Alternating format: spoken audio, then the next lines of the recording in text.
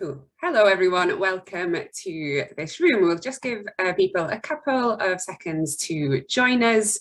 We can see people still joining in there. Brilliant.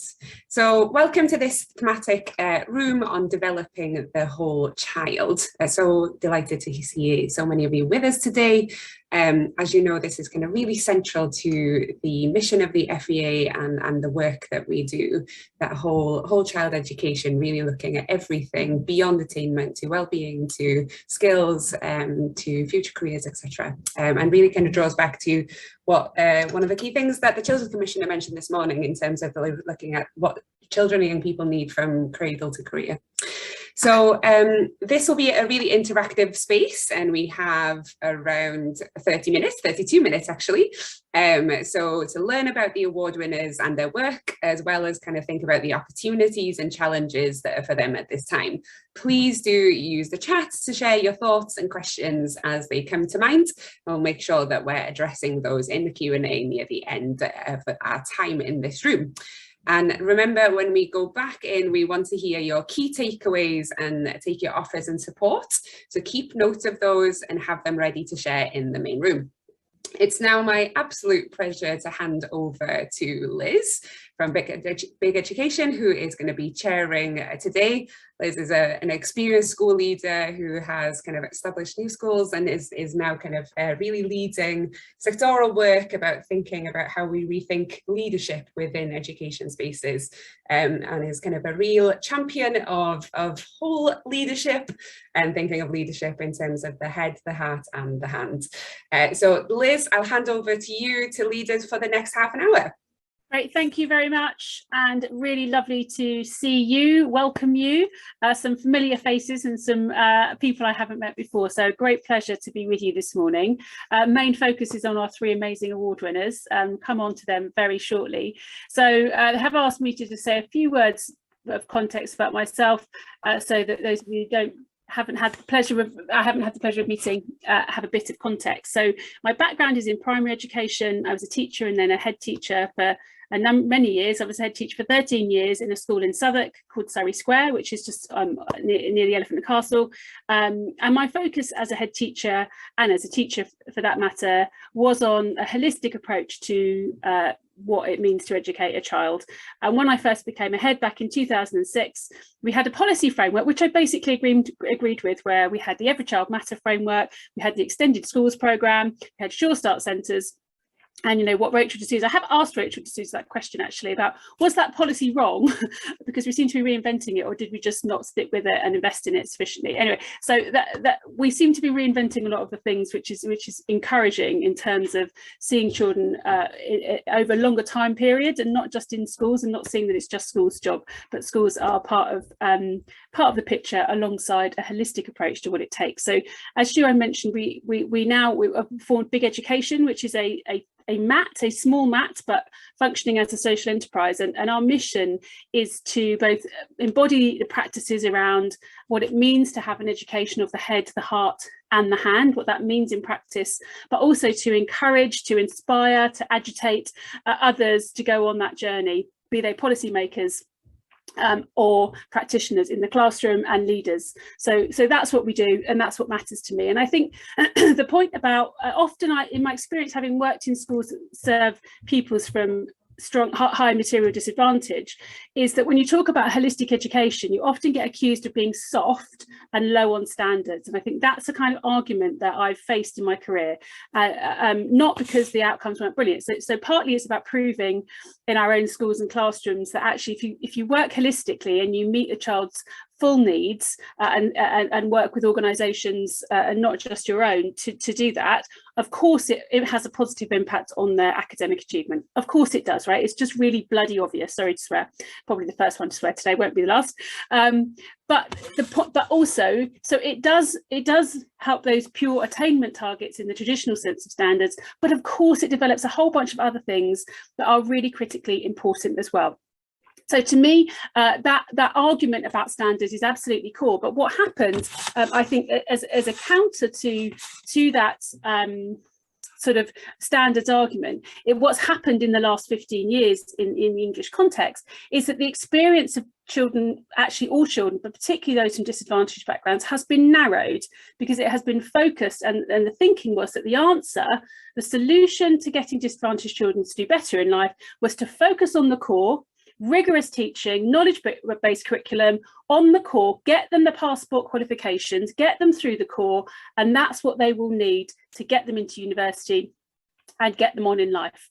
And the truth is that that is a lie. It's not true.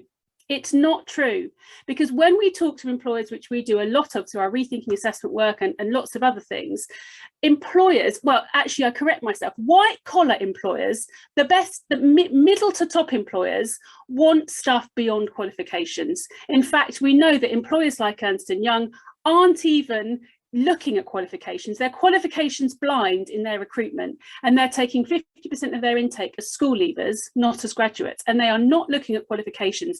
They are looking at this more expansive skill set. Okay, so we're telling a lie to children from disadvantaged backgrounds when we say that just focus on the core. That was my timer to shut up, so that's my timer to shut up. It's a lie. So there is an absolute equity argument, there is an absolute disadvantage argument that we have to look more holistically, because every parent, and I include myself in this as a parent of 2 primary age children, every parent who can afford it buys the more expansive stuff, be that the music and the arts or the brownies, the enrichment, the stuff that gives them the opportunities that actually is what employers want. So we're selling disadvantaged kids a lie when we say study hard, get your GCSEs, and that's your passport to future success. It's not true. So anybody who tries to say that a whole child argument is a soft argument that's low on standards, that's the argument to make, everybody. Okay, you heard it here first. So without any further ado, it is my immense pleasure to give 3 minutes each, and I've got my duck quack timer there. So if you hear the duck quack, you know you've had your 3 minutes. Our 3 amazing award winners.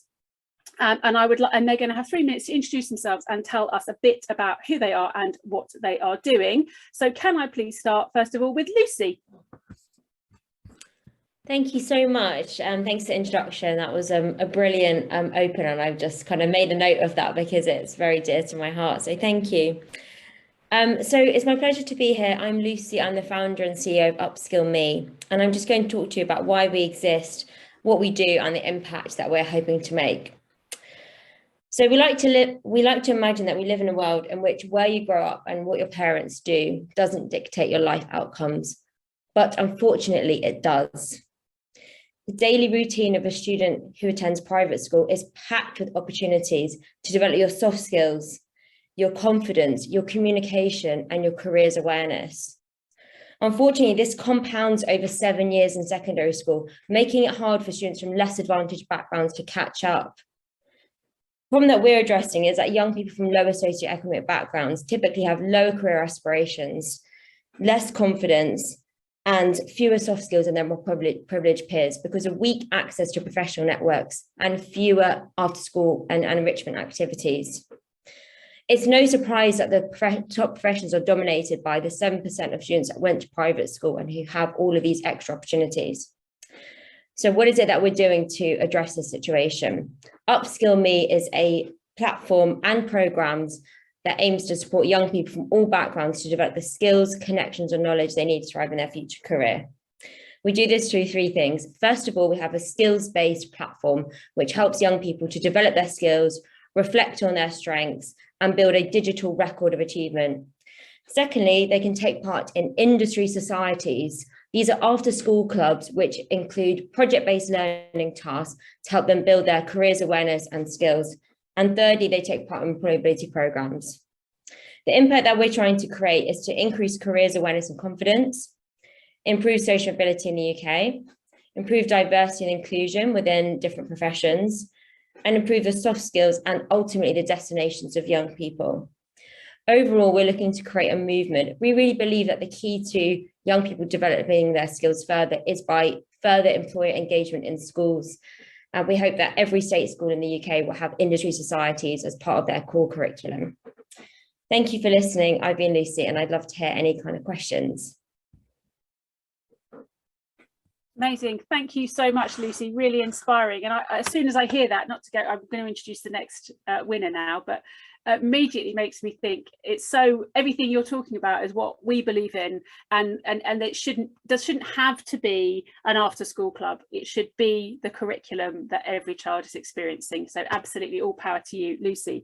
Great. So Aron, can I now invite Aron, please, to introduce himself and tell us what you're up to? Aron, thank you. Thank you.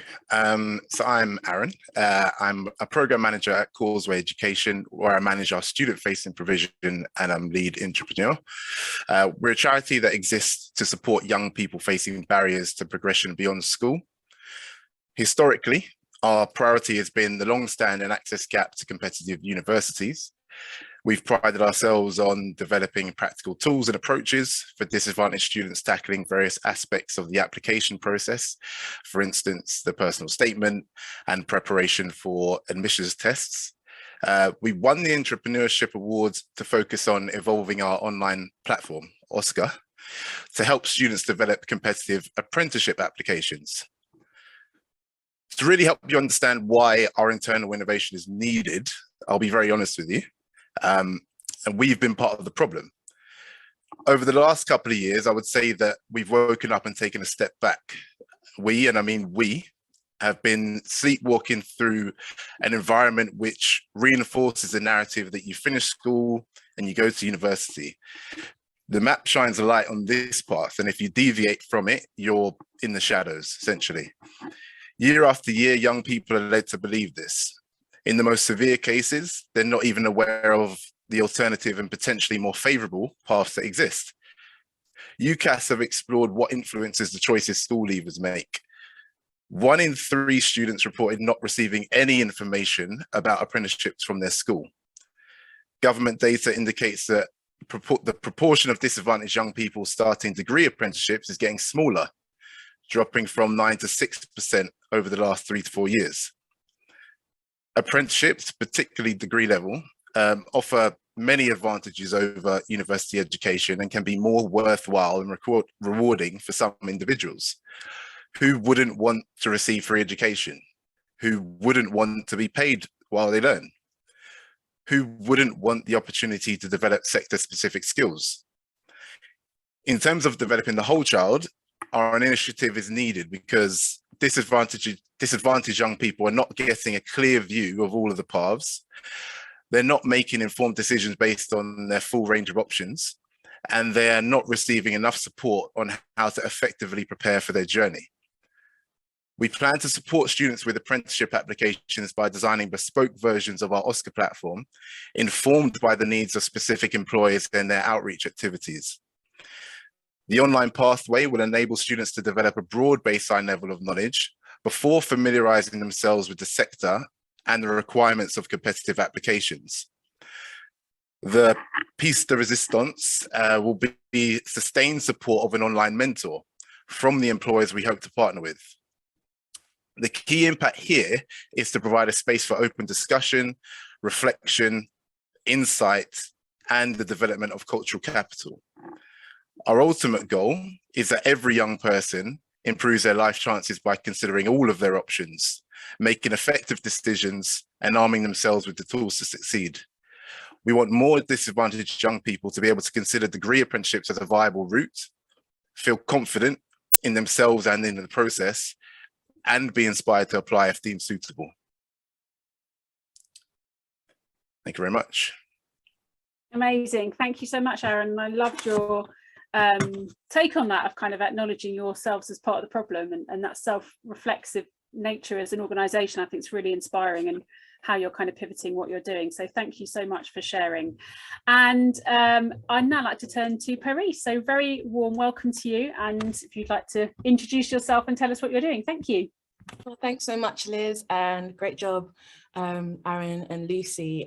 So my name is Pareece, and I'm the founder of NGC, which stands for New Ground Creations. And we are a social enterprise that supports local entrepreneurs and reinvest the profits that we make from that into improving the skills, well-being and financial resilience of young people and the local community. And we do all of this in the hopes that we will reduce youth violence. Why is that needed? Overall, we think that teachers are either unsure, time-bound in how they can support young people who are at risk, exposed or involved in youth violence and the challenges that they face. And we know that the Children's Commission spoke of 700,000 children being known to social services and 27,000 of those being at high risk to gangs. We also know that 60,000 of those aged 10 to 17 self-identify as a member of a gang or having been witnessed or experienced any type of youth violence. On the other side of it, we know that the Youth Enterprise Charity have told us that more than 40% of young people leave education not feeling like they've got the confidence, the skills, or the ability to go on to employment and succeed. And so we know that youth violence has to be tackled holistically. It's a problem for the families and the professionals that work with young people. And unless we create spaces where young people's voices are and experiences are heard or understood, they will continue to, that gap will continue to exist.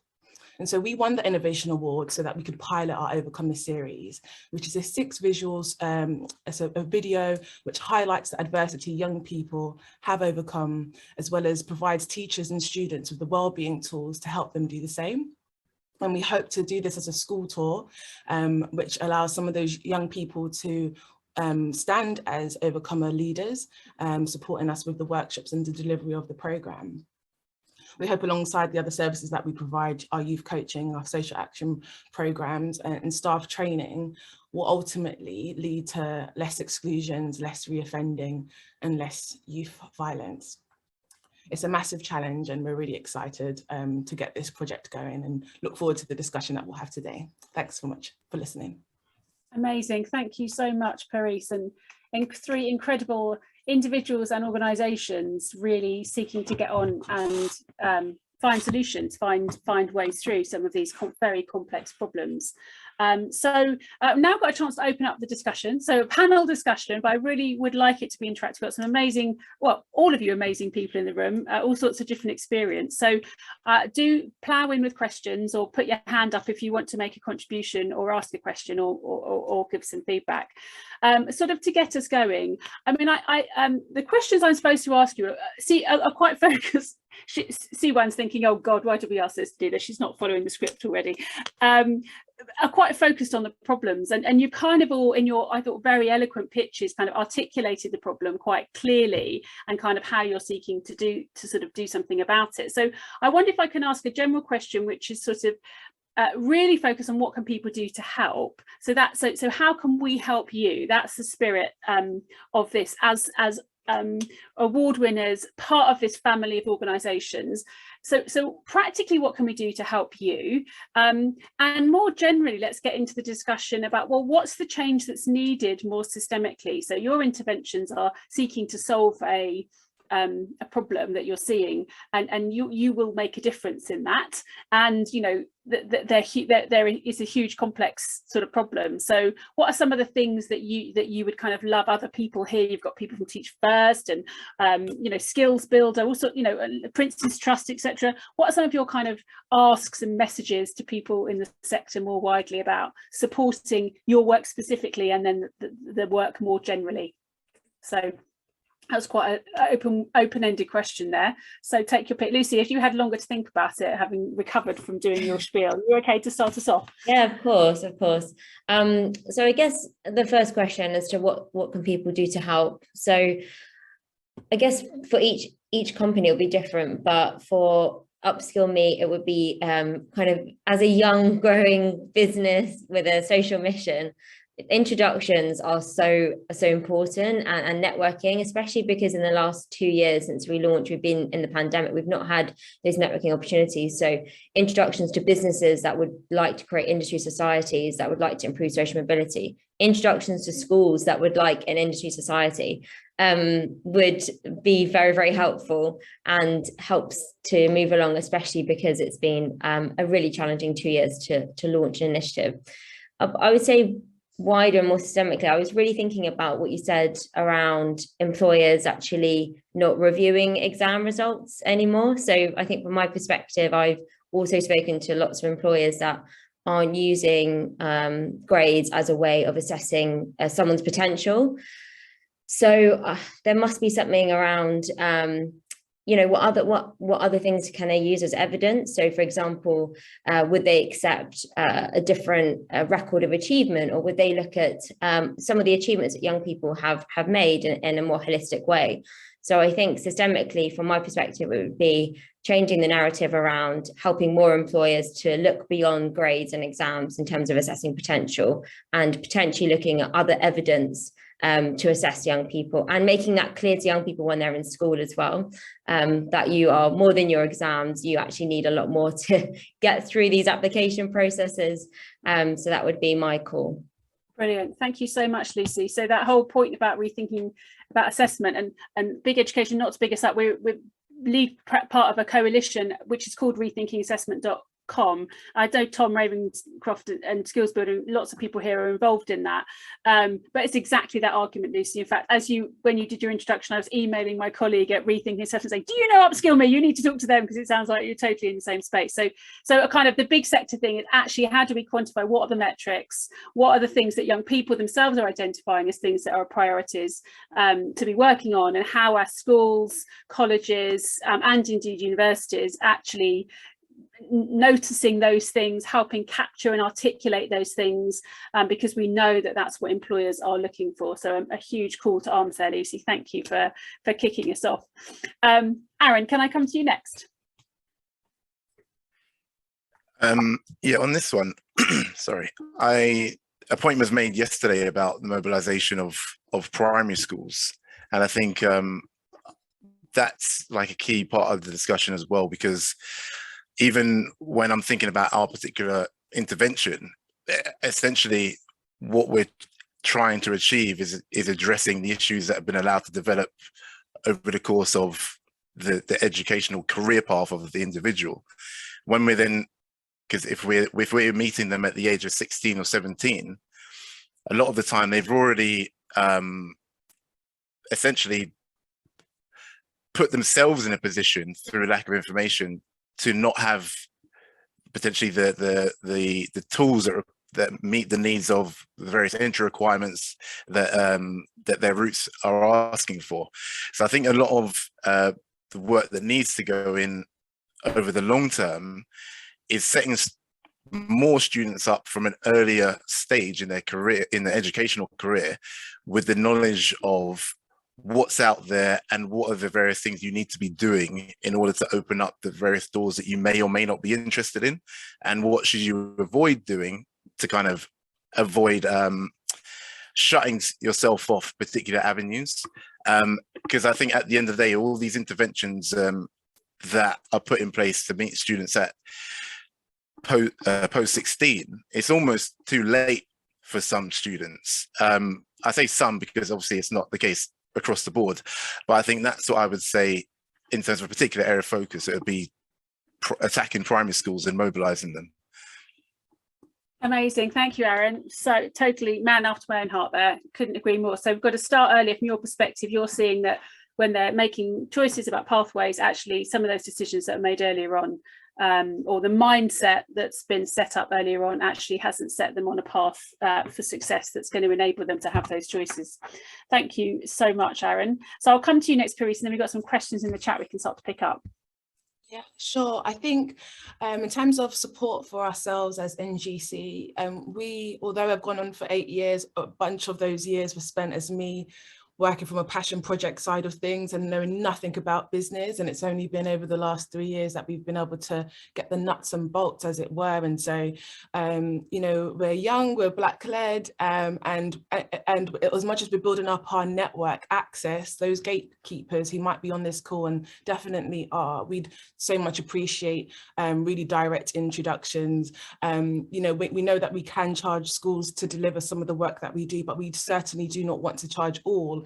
And because we really want to reduce the gap that is already present and reach those in lower income deprived areas and schools who really don't have the resources to book us and have us there. We'd like to give that work for free and just involve young people who have really overcome massive challenges within this Overcomer Series tour. So we'd welcome any introductions or corporates who identify with some of the outcomes that we have to join us. And more so, I spoke about that holistic piece of work happening. And I think it's important for us to not forget our parents, sort of similar to what Aron spoke about. The younger we target and the more we involve everybody. I speak about contextual safeguarding really often, is saying, actually, if we can do a bit of work with parents and let them know what the new economy looks like, the jobs that they've never even heard existed that exist now, then we're allowing the home that those children go back home to be so much more fruitful and supportive.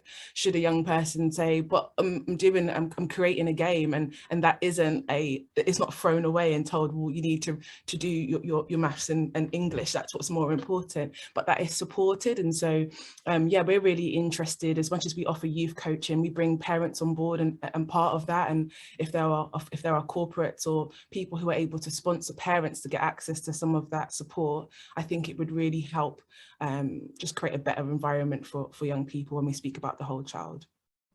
Yeah. Thank you, Perry. So just tell me, Pareece, are you national, or are there particular geographies where you are?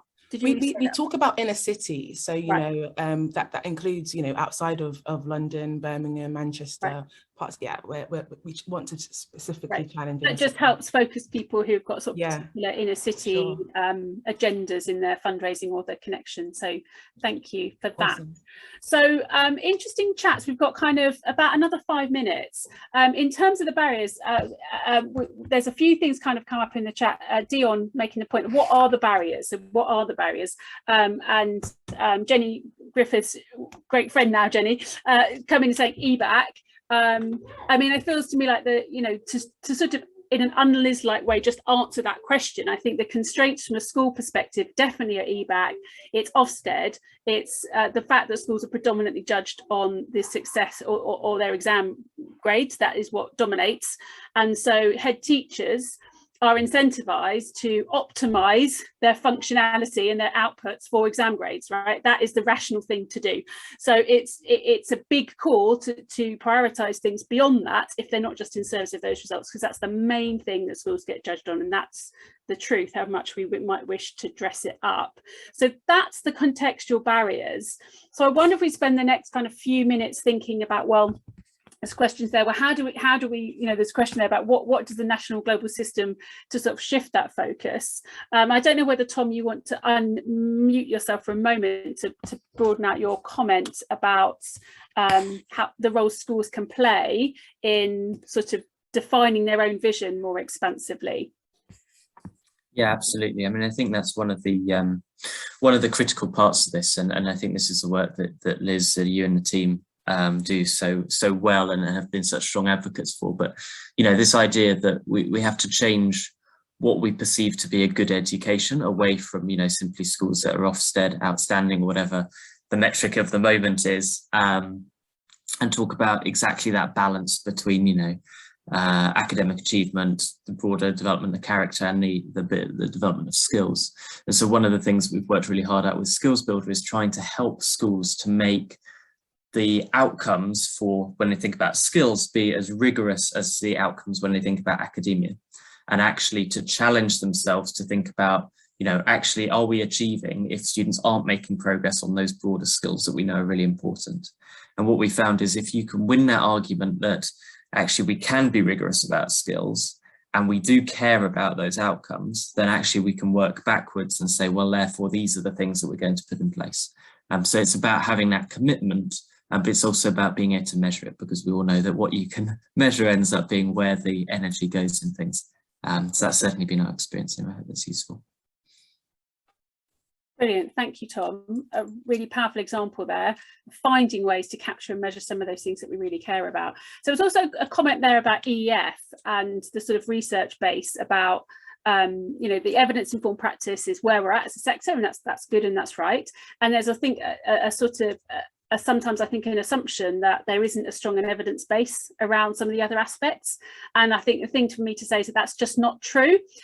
This government is very selective about the types of evidence and the evidence that it chooses to draw on to inform policy. And there is a very broad range of evidence out there, including EEF toolkits actually about social and emotional learning in primary, which I was helped write. So there is some stuff on the EEF, but I think there's a point there. I don't know if anybody else wants to come in around the sort of evidence base, but I think that's an important point, that get out there, get reading more broadly than what gets put in front of you.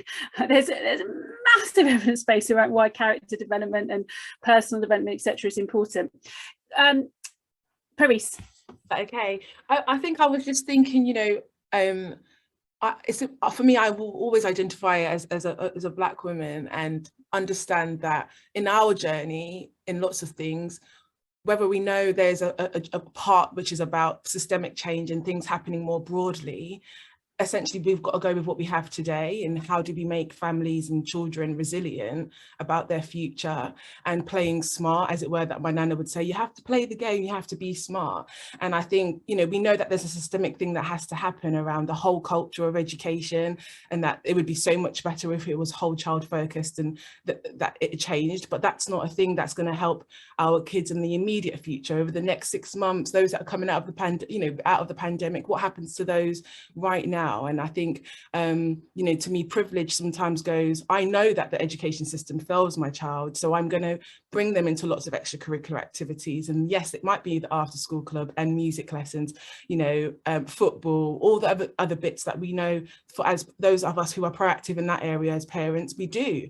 But for us, that's a privilege. And I'm aware that I learned that. And so as a mother, I do that with my son. He's in lots of extra bits because I'm aware of the education system. But for lots of our other families, they are either aware but don't have the capacity, the finance to resource such, or they're completely disconnected that there are other ways of success beyond attainment.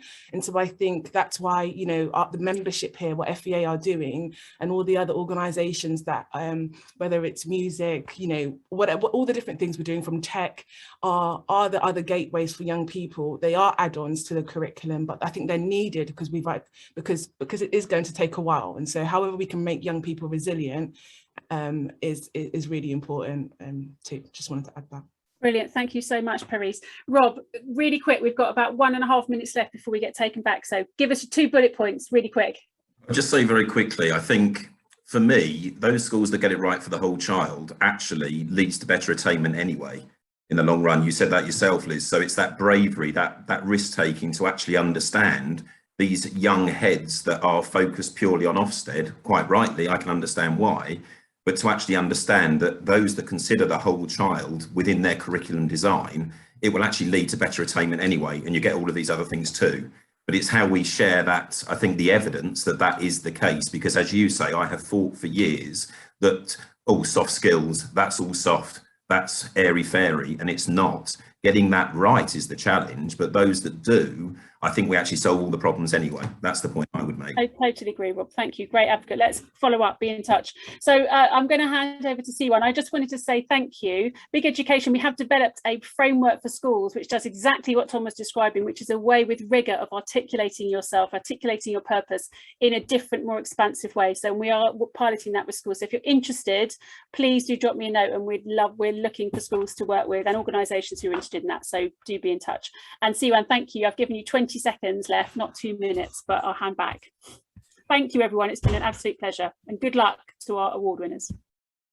Thank you, everyone, for your really valuable contributions there, and Liz for some excellent sharing, especially considering the short time we had. We'll be pulled back in shortly, but please do get ready to share any key insights or tips that you have got. So we have a few, just under a minute, whilst we'll be automatically pulled out, but really encourage you to post any offers of support, any suggestions or introductions that you can make for our award winners into the chat, and kind of don't hit send yet. We can wait until we're in the main room that you can send them so they're not lost.